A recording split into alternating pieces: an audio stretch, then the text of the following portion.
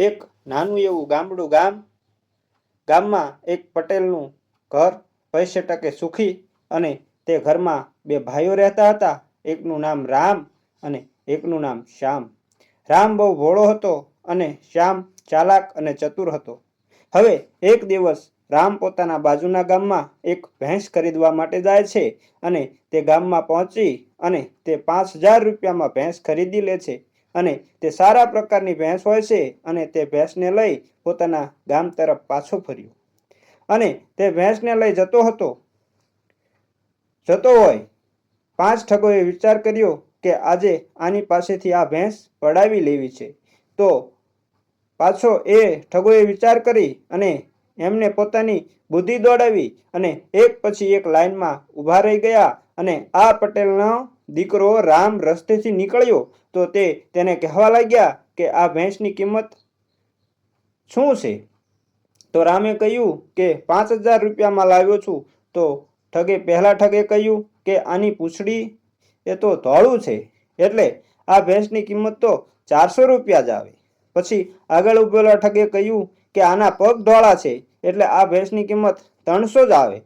પછી એથી આગળ ઉભેલા બીજા ઠગે કહ્યું કે આના માથામાં તો ધોળું ટપકું હોવાથી આની કિંમત તો 200 જ આવે. પછી પાંચમા ઠગે કહ્યું કે આ ભેંસ કોઈ મને 10 રૂપિયામાં આપે તો પણ ન રાખું, કારણ કે આ ભેંસને જે પહેલા દોશે એ સ્ત્રી મરી જાય છે એવું મારા જોવામાં આવે છે. એટલે આ પટેલનો દીકરો રામ જે હતો તેને થયું કે આ ભેંસ દોવાથી જો સ્ત્રી મરી જતી હોય તો મારે આ ભેંસને શું કરવી છે? ભગવાનને મને ઘણું આપ્યું છે. એટલે તેણે ભેંસને ત્યાં જ છોડી દીધી અને પાંચેય ઠગ ભેંસ લઈને ચાલતા થયા. હવે રામ ખાલી હાથે પાછો આવ્યો અને તેના ભાઈએ પૂછ્યું કે ભાઈ કેમ ભેંસ ન લાવ્યા? તો રામે બધી વાત કરી કે આ રીતે થયું એટલે હું ભેંસ ત્યાં છોડીને ચાલ્યો આવ્યો. હવે શ્યામને તો ખબર જ હતી કે તે ઠગોનું ગામ છે અને આને ભોળવી અને ઠગી અને તેઓ ભેંસ લઈ ગયા છે. એટલે બીજા દિવસે શ્યામ તેમને પાઠ ભણાવવા માટે એક ઘોડી લઈને તે ગામ બાજુ ચાલતો થયો. એટલે ઠગો ત્યાં તૈયાર જ હતા. તેમને જોયું કે ઘોડી લઈને આવે છે, આની ઘોડી પડાવી લેવી છે. એટલે ત્યાં તો પહેલેથી જ નક્કી કરેલું હતું કે આ ઠગોને શ્યામે તો પહેલેથી જ નક્કી કરેલું હતું કે આ ઠગોને પણ ઠગી લેવા છે. એટલે તેને તે ઘોડીની લાદ હતી તેમાં ચાંદીના રાણી સાપ સિક્કા થોડી લાદોમાં નાખેલા. એટલે ઠગો પાસે પહોંચ્યો એટલે ઠગો શ્યામને બોલાવ્યો અને કહ્યું કે આ ઘોડી મનુષ્ય આ ઘોડી ઉપર 1 મહિનો અસવારી કરશે તો મરી જશે. એટલે શ્યામે કહ્યું કોઈ વાંધો નહીં, હું આની ઉપર અસવારી નહીં કરું, પરંતુ આ તો દેવતાય ઘોડી છે, આની લાદમાં તો રાણી સાપ સિક્કા નીકળે છે. એટલે ઠગોએ વિચાર્યું કે રાણી સાપ સિક્કા નીકળતા હશે એટલે તેમણે લાદ તોડીને જોઈ તો તેમાં રાણી સાપ સિક્કા જોયા તો તેઓ લલચાઈ ગયા અને ઘોડીના 20000 રૂપિયા આપ્યા અને ઘોડી ખરીદી લીધી. અને શ્યામ તે 20000 રૂપિયા લઈ ઘરે આવતો રહ્યો. એટલે તેમને ખબર જ હતી કે આ ઠગો શોધતા ગામમાં પાછા આવશે. એટલે તેની પત્નીને સમજાવી દીધું કે જો કોઈ માણસ આવીને પૂછે તો કહેજે કે તેઓ અંદર સૂતા છે અને એમને 2 સસલા પાળેલા અને સસલાને ટ્રેનિંગ કરેલી કે હાથનો ઈશારો કરે એટલે સસલું અંદર જતું રહે એવી ટ્રેનિંગ આપેલી. તેથી જેવા ઠગો બીજે દિવસે આવ્યા કે આ શ્યામની પત્નીને પૂછ્યું કે શ્યામભાઈ ઘરે છે? તો કહ્યું કે હા અંદર સૂતા છે. તો એમને બોલાવો. એટલે શ્યામની પત્નીએ પેલા સસલાને કહ્યું જા તારા માલિકને બોલાવી લાવ. એટલે સસલું અંદર ગયું અને શ્યામ તો ત્યાં તૈયાર જ હતો. એટલે તે બહાર આવ્યો તો ઠગો વિચારમાં પડી ગયા કે આ સસલાને આ બધી ખબર પડતી હશે. તો શ્યામે કહ્યું કે આ સસલા તો અમારા ઘરનું બધું જ કામ કરે છે અને બધી ભાષા સમજે છે.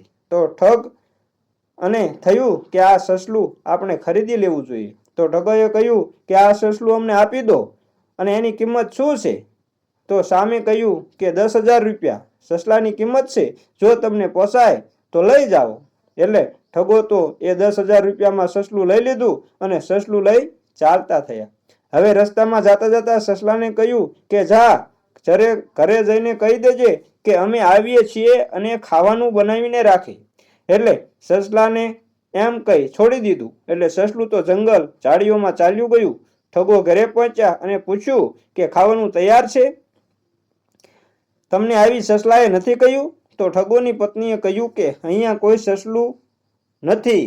એટલે ઠગો પાછા વિચારમાં પડી ગયા કે આપણને ફરી ઉલ્લુ બનાવ્યા છે. એટલે તેઓ વિચારવા લાગ્યા કે આ વખતે તો આ શ્યામને મારી અને પૈસા લઈ લેવા છે. એટલે શ્યામને ખબર હતી કે ઠગો પાછા આવશે.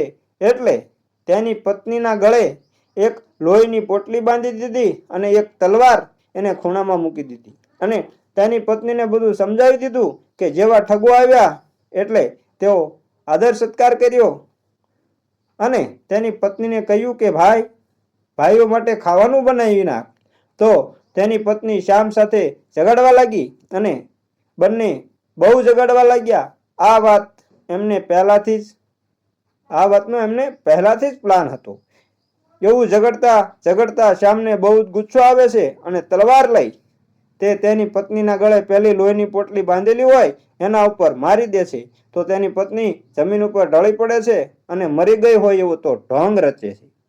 પછી શ્યામ ધોળી ચાદર લાવી અને એને ઓઢાડી દે છે. ઓઢાડી દીધા પછી થોડીક મિનિટ 10-15 મિનિટ પછી તે પાછી ઊભી થાય છે અને કહેવા લાગે છે કે હે પતિદેવ, આ મહેમાનો માટે હું જમવાનું બનાવી દઉં? એટલે પાછા ઠગો વિચારમાં પડી ગયા કે આ તલવારમાં કંઈક જાદુ લાગે છે. એટલે એમને તે તલવારની માંગણી કરી કે આ તલવાર અમને આપી દો. તો સામે કહ્યું કે આ તલવાર જાદુઈ છે અને આવું તો મેં કેટલી વાર કર્યું છે. તેથી ઠગો વધુ લલચાયા અને તલવારની કિંમત 50,000 રૂપિયા આપી અને તલવાર ખરીદી લીધી.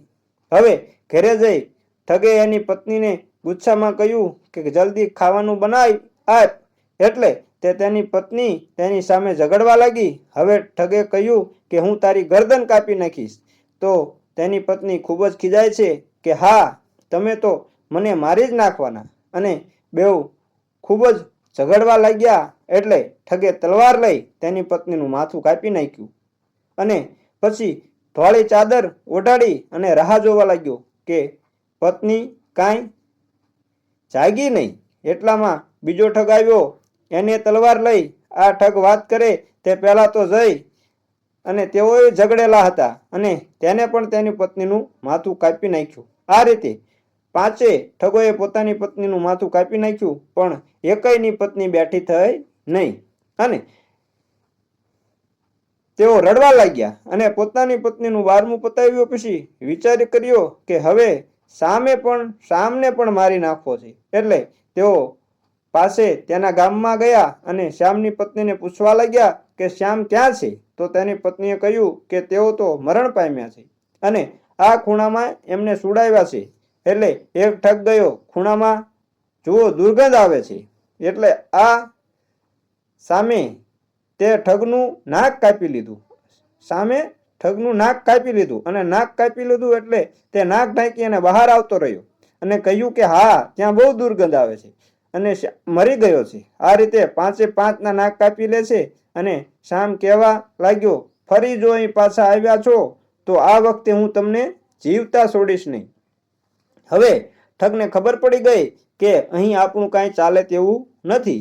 એટલે તેઓ નાક કટા થઈ પોતાના ગામમાં ચાલ્યા ગયા. મિત્રો, આ વાર્તા અહીં પૂરી થાય છે. જો અમારી વાર્તા સારી લાગી હોય તો લાઈક અને શેર કરજો અને કોમેન્ટ કરવાનું ભૂલતા નહીં.